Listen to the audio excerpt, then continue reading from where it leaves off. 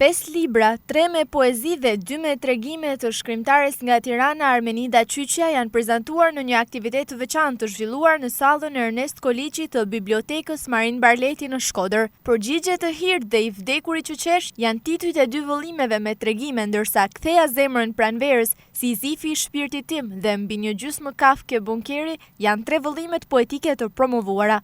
Shkrimtarja Qyqja, e cila jeton prej 30 vitesh në Kanada, e sjell gjithnjë krijimtarinë e saj letrare për promovim në Shqipëri, kësaj radhe në Shkodër. Po kam bërë promovime edhe në qytetet e tjera, kam bërë në Korçë, 2 herë të paktën, në Vlorë 3 herë. Shkodra gjithmonë më mbetej një projekt i parealizuar dhe doja që të ishte një projekt i realizuar.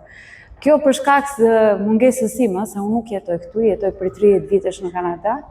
Dhe sa herë që vje është shumë me vështirë të organizoj aktivitete gjithkund. Si thash, kam pasur promovime në Durrës, paktën 2 herë, në Tiranë 3 herë.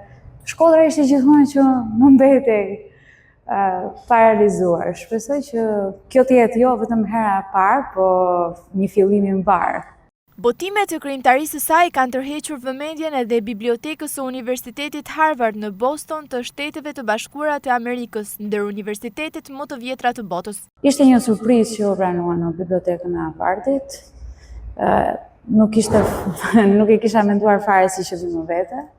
Tani shpresoj që kur të filloj sezoni i ri i vitit kalendarik studentar të organizohet një promovim.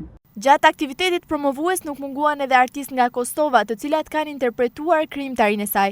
Ashtu si ardashësit shkodran të pranishëm, edhe ata theksuan se mesazhet që përcjell autorja Qyqja janë shumë domethënëse. Lidhur me këtë ajo shprehet: poetët dhe shkrimtarët duhet të jenë gjithmonë jo vetëm pasqyrimi, por dhe një zë i kohës, do të jenë një zë i ndërgjegjes, ta bën shoqërinë që të reflektojë dhe të ndryshojë. Armenida Qyqja është një ndër ato emigrantë që edhe pse shumë larg adheut shkruan për vendin e saj, për njerëzit dhe përpiqet të promovojë vlerat më të spikatura shqiptare tek të huajt. Kjo u theksua edhe gjatë këtij aktiviteti në Shkodër.